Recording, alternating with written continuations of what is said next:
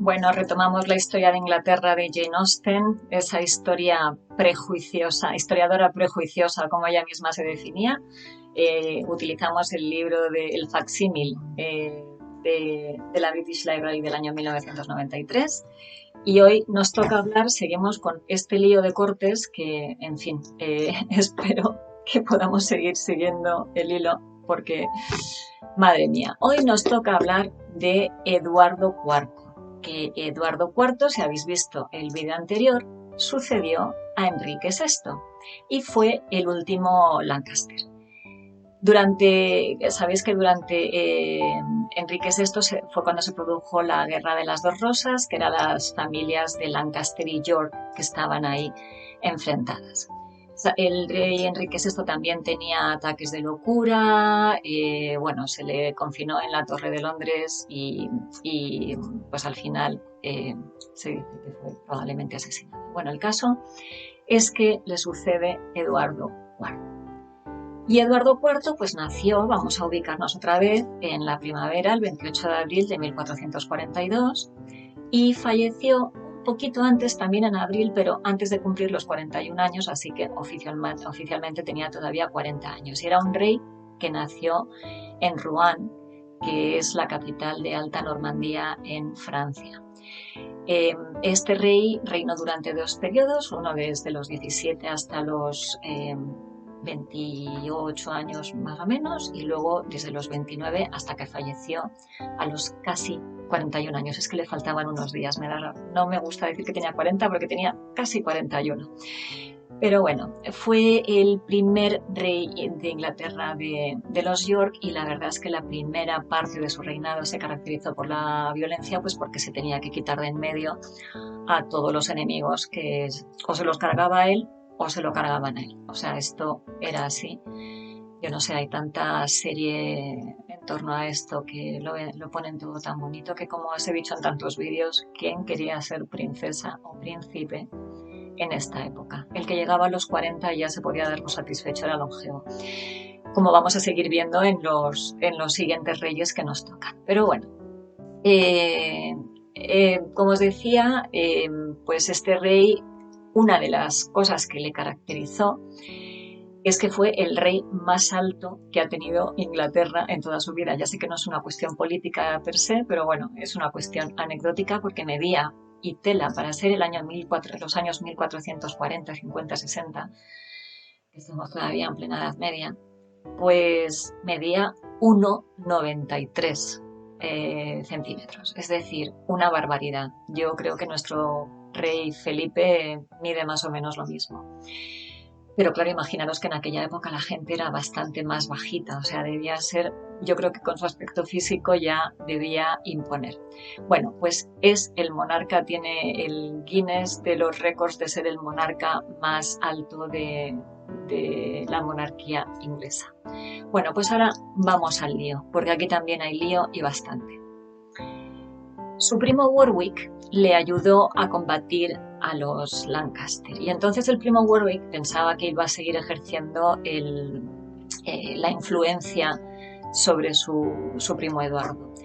Y como se hacía en aquella época, pues él quería que su primo Eduardo pues cogiera mayor poder con una buena alianza matrimonial, casándose pues con alguna dama relevante de la época. Ya sabéis, daba igual que fuera viuda o no, esto ya daba igual. La cosa es que tuviera poder, tuviera terrenos y tuviera un buen contexto. Entonces, bueno, pues Eduardo como que sí, que firmó un contratillo de que se iba a casar con una dama apropiada, pero resulta que él en secreto se casó con Elizabeth Woodville, y resulta que era la viuda de un simpatizante de los Lancaster. Bien, me lo voy leyendo porque es que esto es un lío, ¿eh? Entonces, su madre era Jaqueta de Luxemburgo, que era viuda de un tío de Enrique VI, que ya sabéis que era un Lancaster. Bueno, el caso es que cuando Eduardo IV se casa con Elizabeth Woodville, pues resulta que Elizabeth Woodville, que por cierto ya tenía hijos del matrimonio anterior, era viuda, eh, también tenía 12 hermanos simpatizantes de los Lancaster, y resulta que empezó a colocar a toda la familia simpatizante de los Lancaster por la corte de Inglaterra. Y esto a los York, otra vez, pues los tenía bastante molestos.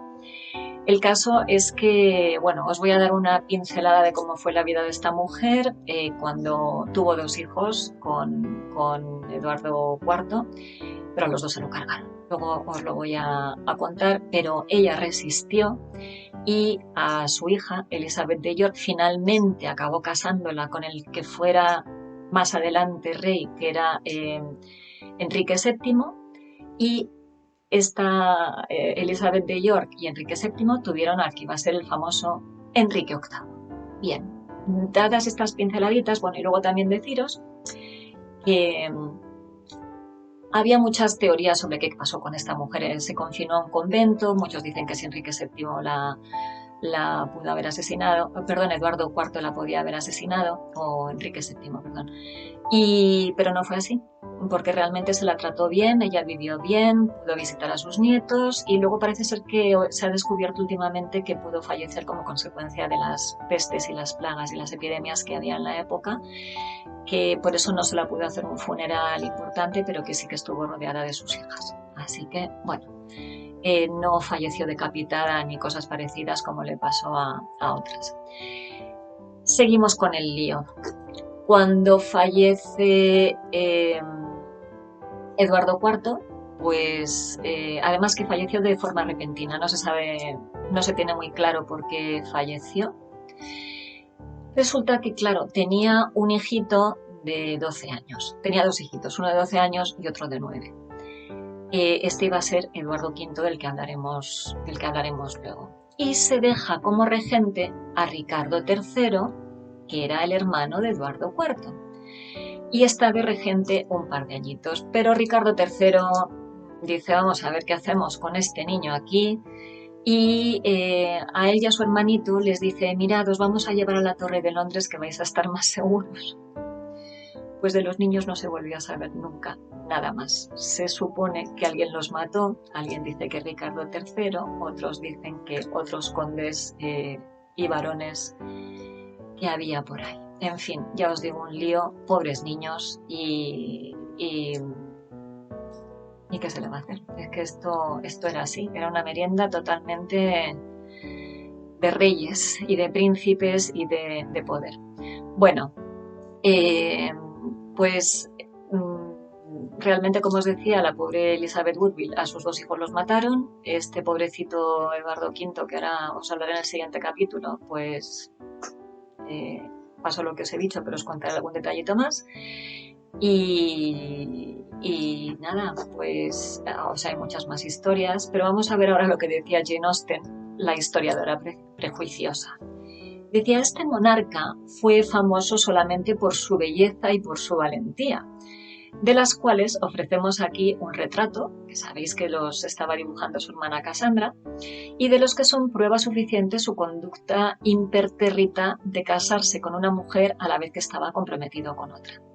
Bueno, esto luego, cuando os cuente el capítulo de Ricardo III, os contaré cómo esto favoreció que Ricardo III subiera al trono. Pero seguimos con Jane. Su esposa fue Elizabeth Woodville, una viuda que, pobre mujer, fue después confinada a un convento por ese monstruo de la avaricia y la injusticia llamado Enrique VII. Una de las amantes de Eduardo fue Jane Shore, de quien se ha escrito una obra de teatro, pero como se trata de una tragedia, no merece la pena que sea leída. Tras haber llevado a cabo todas estas nobles acciones, su majestad falleció y le sucedió su hijo. Pues ala, vamos a ver qué pasó con Eduardo V en el siguiente vídeo.